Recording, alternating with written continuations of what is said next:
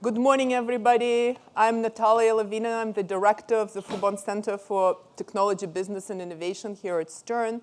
I wanted to welcome all of you and thank you for coming to our inaugural conference on digital innovation platform strategy. Just a few words about who we are. The Fubon Center was launched at Stern in April of 2018. We are very grateful for the endowment we received from Richard Tsai, and our mission is to create cross-disciplinary conversations and idea exchange on technology at Stern, but also beyond NYU walls. And that's why we're very excited to have this event that brings in together researchers and practitioners and leaders in industry to discuss this very important topic of platform strategy. As I'm sure you know, as you're here, we have a very packed and interesting agenda, which includes conversations between academics and practitioners, research that comes straight from the latest research projects delivered to you in a hopefully digestible way, as well as conversations around lunch table, with many of you signing up for different topics. We will walk you through the program as the program unfolds. Before we get started, I just wanted to thank people who help us put this event together, lots of volunteers, and I'm sure you would enjoy the amount of effort and care they took to make it a great experience for you. People were asking me about the Wi-Fi password. It's right here. So without further ado, I would love to welcome to the stage my colleague and friend, Arun Sundararajan. Professor Sundararajan is a Robert and Dale Atkins professor here at Stern.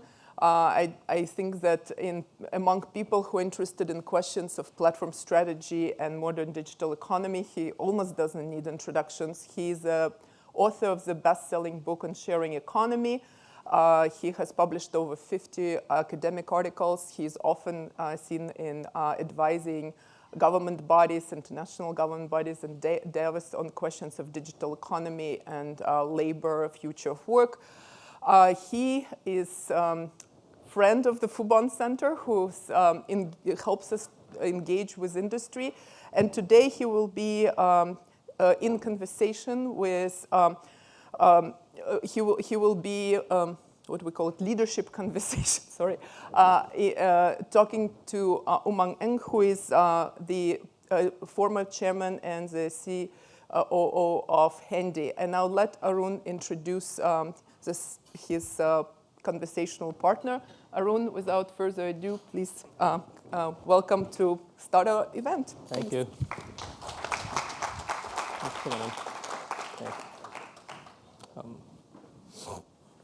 Thank you, Natalia.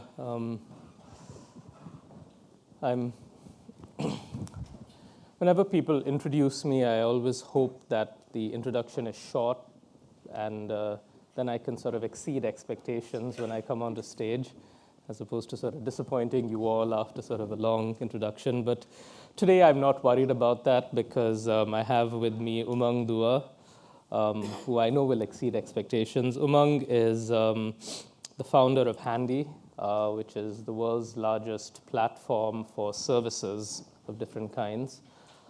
Umang, before he started Handy, was at McKinsey. Before he was at McKinsey, he was a college student. During his time at Amherst, he founded a company called College Connect. So he's a serial entrepreneur. Then he went to this university in Cambridge. I forget its name. Begins with an H, and was pursuing an MBA there and dropped out to sort of form Handy and take it to sort of the fabulous exit that they had last year. So welcome, Umang. It's delightful to have you back. I mean, you're a good friend of the school, and appreciate you taking the time. So why don't we start by talking about, tell us a bit about Handy and how you got from, sort of that early stage 6 or 7 years ago to where you are now. Sure. So it's great to be here. So Handy it's a pretty simple sort of idea, which is what we do is we try and make buying home services just very easy. You know, the models before we existed were largely around reviews or lead gen in some shape or form. And the idea was if we can make buying services as easy as buying product, which is you buy it, you can book it instantly, you can schedule it for any time you want, there's a price and it's a fixed price and you know exactly how much it costs, and then there's a brand that stands behind the service being delivered, which is how you expect to buy products, essentially. If we could bring that to life for home services, then we thought we could create something pretty meaningful that would would be a better experience than what existed. And so that's really the idea with which we started. But this is sort of a tough business, right? Exactly. And so the idea sounded simple enough. Bringing it to life has been, it was and continues to be sort of challenging because services like product, you're dealing with a number of variables. It's not as straightforward as a production line, or you getting it right. Every season you do one thing right and then you produce that. And so started with that idea. Very quickly realized it probably didn't make sense to do all home services, and so we started to narrow it down from 2012 till literally a few years ago, and then again we started expanding the number of services. But what we realized very quickly was people weren't going to buy a $5,000 landscaping project online. Like, that just wasn't going to happen. Maybe it'll happen now, but at least 5 years ago, that wasn't what was going to happen. And so we started to narrow in on services like home cleaning, furniture assembly, things that could be a lot more discreet, that you would buy, like buying product. And so that's sort of where the brand is today. Charan's point, it's been a journey. We've gone from launching to, the first question was, why would people let people into their homes? That's significant. Like, the number one question in 2012 was, sounds like an interesting idea, but why would I let someone I've never met into my home? That was sort of journey one for us to prove that people would book these services online. And obviously the Ubers and Airbnbs of the world around that time helped with bringing that to life. The second step was suddenly, we sort of proved people would book these services online, but there was a ton of competition. Like, why Handy necessarily, right? There were like 8 companies, all venture-backed, all raising significant dollars, and we were in this sort of just massive land grab, for lack of a better word, where we're spending a ton of money, we're trying to grow, and that was an interesting phase in and of itself, where you do a lot of things that in a vacuum probably sound stupid and don't make sense, like heavy discounting. You're paying sometimes a cleaner more than you're charging a customer, which obviously doesn't make sense from a business perspective. But you're just trying to grow as fast as possible. Yeah, I mean, and this is common, right? Where, like, in these network effects business, right, where someone goes out, proves that the model works, and then it's a land grab, right? And like, everybody's chasing market share. Yeah, absolutely. And people told us this even when we were sort of, whether it's venture capitalists or other founders, that there are some businesses that are very clearly have these real network. Not all businesses have network effects, and not all businesses do you have to be the largest, the second, third, fourth player. And a lot of these businesses are very good businesses. But for our space, to your point, it was very clear that the more sort of just density you had in an area, the better the experience would be for everyone. The more supply you had, the better experience it is for demand. The more demand you have, you get the supply on your platform. And that was very clear pretty early on. And so that meant we had to sort of press the gas and the accelerator. Yeah. And then you went from, I guess, sort of scaling to proving the business model. Exactly. And so I would say that phase of growth at almost any cost lasted 2 to 3 years. So it was a significant period where you're raising money, you're spending a lot on customer acquisition, building out the team, and then I'm going to make it sound like it was sudden. It's obviously not one fine day, but to some extent, very quickly we went from growth at almost any cost to, okay, there were real questions about, okay, this is a business people would use, but that doesn't mean it's a good business, because if you don't have the economics, if you don't have customer retention, if you don't have some of the core ingredients in place, and it wasn't just Handy, I think these questions were being asked and continue to be asked in some cases, of a lot of companies, whether it was Uber was significantly, obviously, more advanced than us, whether it was the food delivery companies, and we sort of got clubbed in that bucket, which is, okay, of course people would buy it if it's relatively cheap, but can these businesses actually, do they have a sustainable business model? And so that was sort of, if I think about it in my head, like the phase 3, if the first phase 1 was, will people use it? Is there even a business here? Phase 2 was like, which one of these is going to win? And then phase 3, we're like, all right, Handy is the biggest in this space, but that doesn't mean it's a good business. And so we had to really sort of almost go 180 degrees the other way, where it wasn't growth that was the number one metric that was important. It was your margins, your customer retention, your cost of acquiring service providers. Does the business, essentially, can the business be profitable? And so, it was a tricky sort of transition from growth to thinking about all these other far more nuanced metrics, but it was sort of the right thing to do. And sort of we spent, I'd say, the better part of maybe 2016 and 2017 really focusing on the business internally. Okay. And then, so do you still feel you're in that phase, or have you sort of I think it's a good question. I think the way we think about Handy now is we feel like on the core business, it is sort of profitable, it grows at a healthy rate. And on that part of the business, we feel like we're out of this phase of proving the economics, and it's just continuing to grow it. But what I think we've started to understand as a business at Handy is all the different parts of what we do are actually somewhat independent businesses almost. Yeah. And so you can have part of the business that you feel like is almost mature. It sounds crazy because we're only sort of 7 years, but where you don't want to necessarily spend crazily on customer acquisition, or you want to maintain your margins. And that to us is our core B2C business, essentially, where if you go to the site or the app, you can book home cleaning, furniture assembly, painting, things like that. That part of the business, I think, is very sustainable and profitable. Okay. But where we're really investing now is we work with partners, the Walmarts, Wayfairs of the world, Crate and Barrel, et cetera, where when they sell products, everything from furniture to TVs to lights to plumbing equipment, we sort of do the service component. And because we made it easy to buy these services like product, you can do it at the point of sale. So if you walk into a Walmart or you buy online on Wayfair, you'll usually see a Powered by Handy, and you can add furniture assembly or TV mounting for a fixed price. And so that part of the business now is what's really we're sort of investing. It's sort of an interesting progression you described, because it seems to be sort of a good template for like the phases that a platform business goes through, like proving the idea, then growth at all costs, and then unit economics, and then in some ways expanding scope, like envelopment.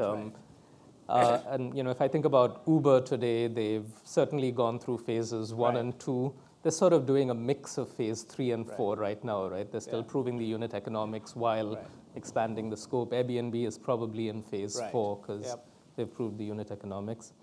So the focus of this conference is platform strategy, and we've just as a a quick plug to sort of the talent at NYU Stern, we've got some of the world's leaders in platform strategy here, including Melissa Schilling, who's in the audience, Natalia Levina, who was very humble in her introduction of herself, but whose research on this front is like really fabulous. But one of the questions, Hannah Halliburda, who hopefully is in the audience somewhere, who works on questions of scaling as well. But one of the questions that sort of we really struggle with when we're trying to explain to executives is strategies for scaling. Because, as you said, in phase 2, you have to grow. You have to grow at all cost, and people say, okay, offer deep discounts. But is there more nuance to it? I mean, how did you guys go about thinking? Because, you came up with a strategy. Clearly, it worked because, you won. You became the biggest platform. What were the key things that really worked for you? Yeah, absolutely. I think there are some very important decisions you make at that point where you say, okay, you think you've got a business, but now you need to grow. Do you think about a platform as a sort of horizontal, we could have thought of sort of more services? And that was something we seriously considered, which is, okay, it sort of works in, let's call it 5 cities or 10 cities in the US. Is the next step now, we've got customers using it. People are starting to understand what the brand is. Should we just launch a bunch of other services? And that's sort of almost a horizontal platform approach. Yeah. And the other way we were thinking about it is, okay, we sort of understand home cleaning and furniture assembly. Should we stick to that? And should we just like launch as many cities as we can and just go deeper and deeper?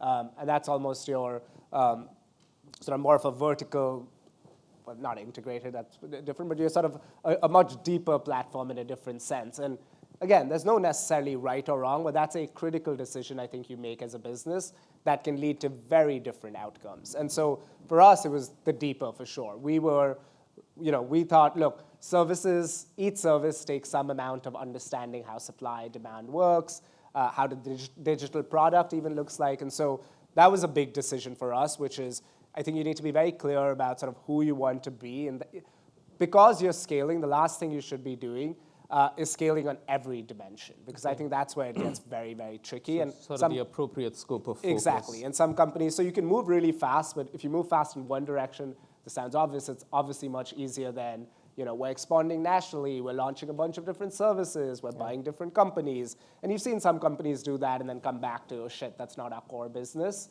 And I think that's a very, very important sort of platform decision to make, is who you are. The other are unintended consequences. Like we have this crazy story where, I guess I can share it, which is we used to, like I said, we used to overpay on supply because we didn't have enough supply. So let's say we launched in a city and hypothetical, we have like just 100 handymen in that city, but we have way more jobs. And for a while, we can't keep up with the supply and demand imbalance of that city. And so what we would do is we would just overpay to get supply to essentially do more jobs than maybe they would usually do. And at some point, we were a young company, you're just prioritizing growth. Yeah. We were overpaying like crazy. Like you were literally like, you're doing a cleaning job and you're getting paid $180 to just show up to the job. We're charging like $50, which is crazy, right? Like that doesn't make sense.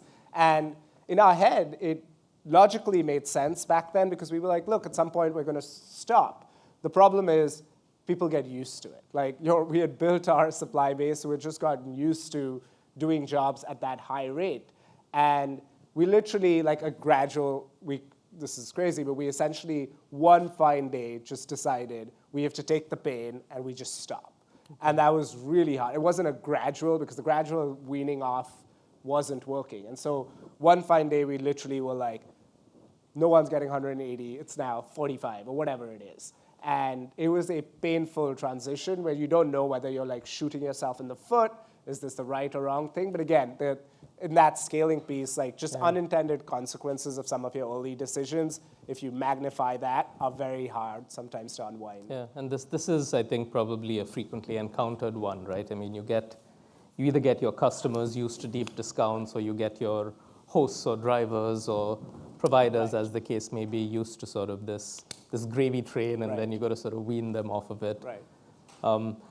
So as you were sort of scaling, or even like, as you were going through these 4 phases, can you give us a sense for like, many startups have told me that, many platform startups have told me that as they grow their platform, there's sort of one metric that really matters. Like you talk about sort of lifetime value and cost of acquisition, and you got these websites with 50 different metrics that matter, but you realize that one sort of is critical, and that sometimes changes at different stages. So did you guys have a similar experience? We did. And again, from a beyond platforms, from a very simplistic sort of running business point of view, for the first few years, this is some advice we got, which is keep it very simple. Like decide what is the one metric that you care about, get everyone in the team to understand. The simpler the metric, the better.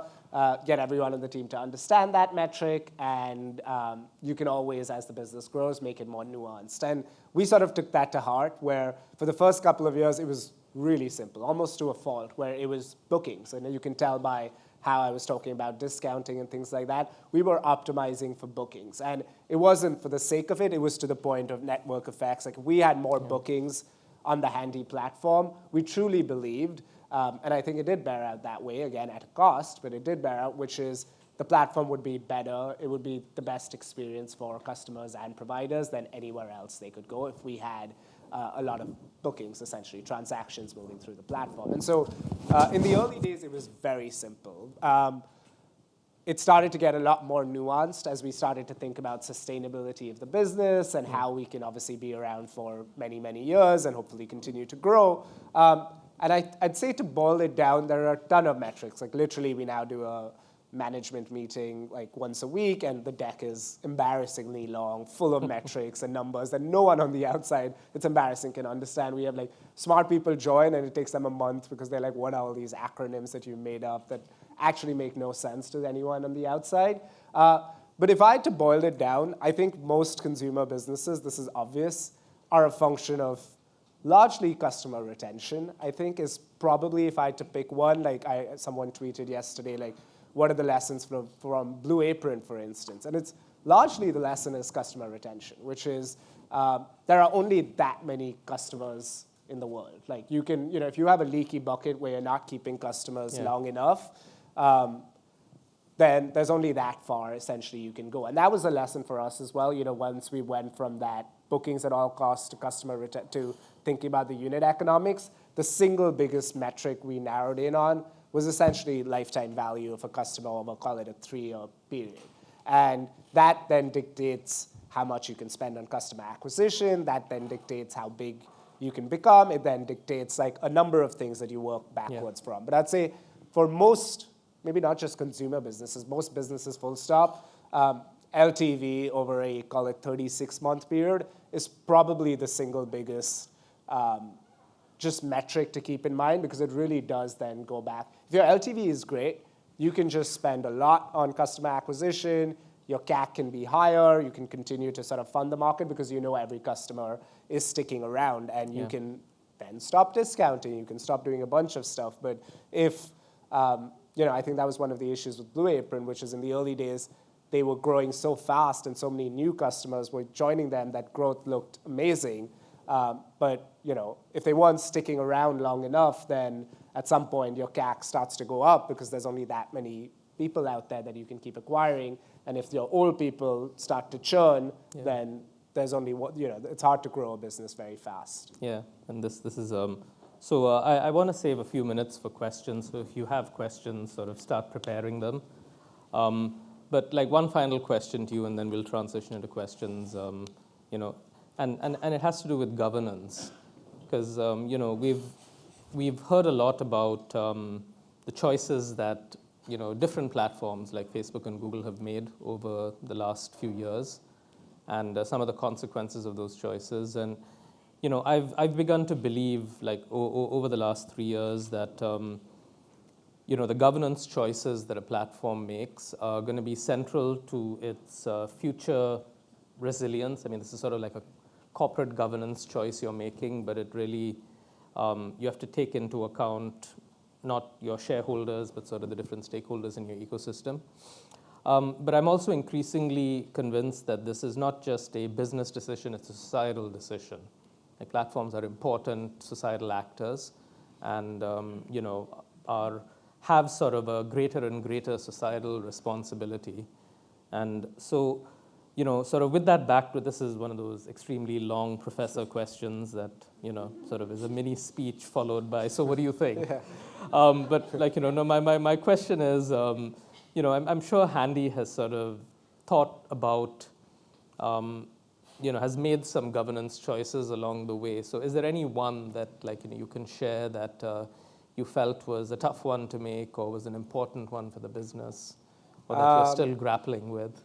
Yeah, I'd say probably a few. And I think that's a lesson you learn, which is platforms, as they get to scale, just carry a lot of, this sounds cliche, like just a lot of responsibility. And I think we had to learn that, and everyone who works at Handy had to learn that. And what I mean by that is when you have multiple stakeholders, to your point, we have our professionals, our customers, and then there's the business that, you're trying to build a sustainable business, that every decision you make has a trade-off that's impacting someone. Okay. And I think one of the bigger lessons we learned was not to see things just cleanly as black and white. People would just come into the room and be like, we have to, we have to charge customers less.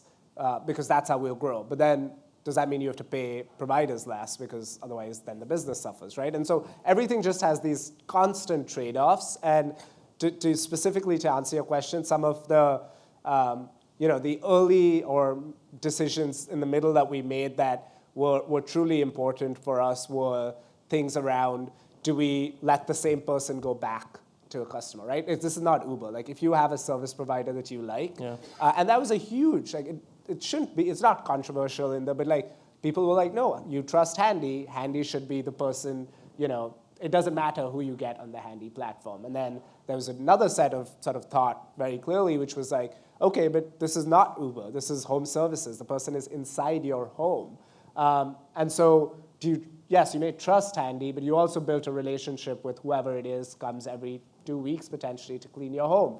And so can I now get that specific person back? And we ended up going with the latter because it was just overwhelming. It wasn't clear to us initially, but then that people do want the same person back in their home. And that sort of decision has pretty wide impact on what the platform is and how it runs, because incentives change, how people get paid change, which is now, that's probably the single biggest thing at least on cleaning, where there is high repeat usage, a profession on the platform probably optimizes for, which is just to have a roster of clients, which mirrors the non-Handy world, the way it works. And that was sort of internally a big decision that could have changed sort of how we go and what we think about as Handy that we made a couple of years ago, and I think was the right decision. Yeah, I know. It's a common, again, like, it's sort of an instance of, an important choice that platforms make about, in some ways, the level of control you're giving your customers over their providers, the level of ownership you're giving providers over customers. And yeah, you're right. There are no right answers here. It's always a trade-off. I think different companies make different trade-offs. I think Sidecar, which was one of the competitors of Uber and Lyft, for a while was allowing customers to choose drivers. And it turned out that market didn't really value that so much. It was just sort of, send me a car with someone in it and give me a ride. Okay. So before we get into questions, another quick plug, which is Marshall Van Alstyne is somewhere in the audience here, and Michael Jacobides and I actually wrote a report for the World Economic Forum about platform strategy and governance. Marshall wrote about revenue models and business models. Michael wrote about ecosystems, growing the ecosystem, and I wrote about governance. And so there are copies floating around. So, if what we've been talking about sort of strikes a chord, grab a copy on your way out. And with that, we'll open it up for a few minutes of questions. Yes, Rob. Rob is another of our leading lights on platforms and automations here at Stern. Thank you, Arun. We'll see what our visitor thinks after my question. So there's a two-part question, a softball, and then hopefully something a little harder. This is another professor, clearly. Yeah, that's right. I haven't even started with my question. The question will come in about 5 minutes or so. I'm kidding. So I was struck by the story that you told about overpaying, if you will, quote unquote, overpaying on the supply side initially, then having to drop the price. So two questions. First, the easy question is I'm sort of curious to hear about your backer, right, the venture capitalists, about their take on that and whether they got what you were trying to do and the extent to which they were supportive. Now, the hard question is, and this isn't meant to be critical, but you could imagine that some of the suppliers, right, the handymen or the handywomen, they had really good outside options. Maybe they were employed part-time or full-time somewhere, and this great opportunity came along, Handy, backed by wealthy venture capitalists, and they gave up those jobs and they started working on your platform, perhaps full-time or something approximating full-time, and then suddenly the rug is pulled out from under them and they're getting paid a lot less. But now they've sort of already left this other job. What to make of these folks, or what to make of this situation? Perhaps there wasn't really stuff like that happening, but I'd just be curious to hear a little bit more from you about the effects of your very wise business choice on the actual suppliers of a service. Okay, to your company. And hold your thoughts on that. Let's take maybe 2 more questions, and then we'll answer all of them at once. Sure. There's someone who has the mic, yes. Hi. I was wondering if you can speak to some of the activities you engaged in off the platform particularly in the early stages, and how might those activities have changed over time? Okay, so that's question 2, activities in the early stages. Melissa? I'm also really loud. I have easy questions, 2 easy ones. First of all, what did you do? Hey, they turned me on. Yeah. What did you do? Melissa is also a professor, clearly. Yes, in sorry, the it two-part shows. tradition. Was there any risk of people side contracting with cleaners and people that they wanted to come back? Because that seems like an obvious thing to do if you like the person who's coming, and then that way the cleaner's keeping more of the money. And the second question I have is, what do you do to create stickiness so that people who work for Handy aren't also working for TaskRabbit and others? Is there anything you do to encourage exclusivity? Got it. Okay, so we've got sort of Rob's question about including Handy people losing their businesses. Question from, what was your name? Okay, Christina, about early activities on the platform, and then side contracting and stickiness. So yeah, for take sure. them in whatever way. So I can try taking it in that order itself. So the first question is a great question. To the 2 parts, were our VCs aware? Yeah, I think VCs, they were great and they've been super helpful, but they were largely off pattern recognition. Like, have we seen this play out somewhere else? If we have, what were our lessons, good and bad, from wherever else we've seen them? And some of our investors are shared investors in Airbnb, et cetera. And so they were just sort of applying some of what they've seen. And I think they got instinctively the sort of winner takes all or winner takes most sort of angle to this business. Again, I don't know the counterfactual. Maybe like if we had gone the other way, where we hadn't gotten growth at all costs, or maybe we'd gone the other way, and I had said this once in your class, where instead of 4 years in, when we were like deeply unprofitable, we had said, instead of trying to becoming profitable, we had said, forget it. Let's take another 10 years of just deep discounting. Like, who knows? Maybe that would have ended up in a potentially even better place. The counterfactual, you don't actually know. But they were fully like, because obviously even though I'd started a smaller business before, I never got to Handy scale, so it was sort of new for me. And they were very much on the same page and pushing us to think more about scale in the early days and less about, and that meant discounting, that meant what I'm calling overpaying on supply. To the second question about how, it's a great question. I think what we've always tried to do at Handy is we don't do, unlike some of the ride sharing, there's no, in your first X weeks guaranteed X, Y, Z. And then that suddenly somehow goes away, or may. I'm not fully sure how exactly it works.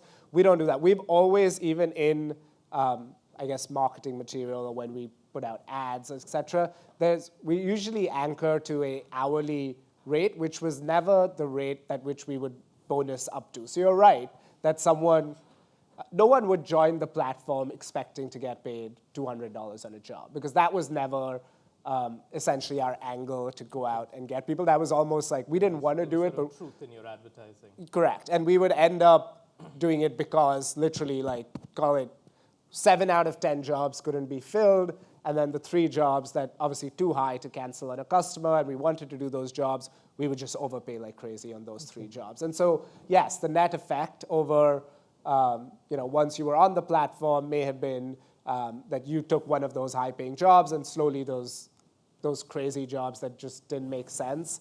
And largely, there was a reason, I would say, that we were overpaying those jobs. We may have launched in just New York City, but that job was in Jersey. And we just didn't have enough supply there. And so we were trying to incentivize people. Okay.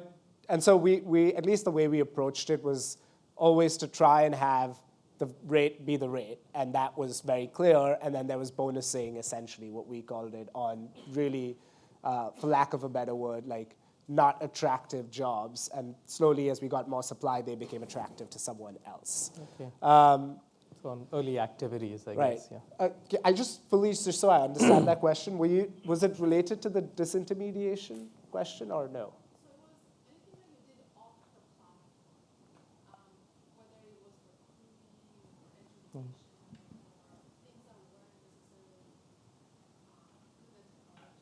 Got it.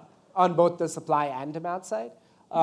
Yeah, on the demand side, honestly, when we launched, we didn't have a lot of just customer acquisition dollars, and we had to get creative on both supply and demand and how, when you're an early stage company, you're not going to go out and spend a lot of money on subway ads or whatever it is that you could do once you have some scale and you're raising venture capital dollars. And so a lot of our early operations, customer acquisition, were happening to the customer. It may have felt very digital. And for instance, you would make a booking, and we would essentially, it was just a front-facing site. There wasn't much like algorithms in the back end doing matching or any of that. It was literally, we would get a booking, and we would try and make sure we could find supply, whether it meant being on the phone, whether it meant using text message, whatever it is. How we thought about customer acquisition, similar. We literally, one of the first ways we acquired a ton of customers was by essentially handing out flyers and putting door hangers on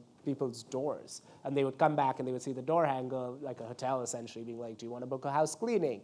And that just ended up being much, much cheaper way. Again, it's not scalable. You can't put flyers on everyone's doors all around the country all the time. You also have the jugglers in the West. Yeah, Village, and we got really good. I think one of the things we did was we had these street teams, and if people in 2012 lived in the West Village, like there's no way you couldn't see us. We had like 7 or 8 people who were all like actors and musicians and like juggling experts. We would just sort of get them, and we would put them essentially very nice, so not like people handing out random flyers in the street. Our goal was like, how do we create like a spectacle?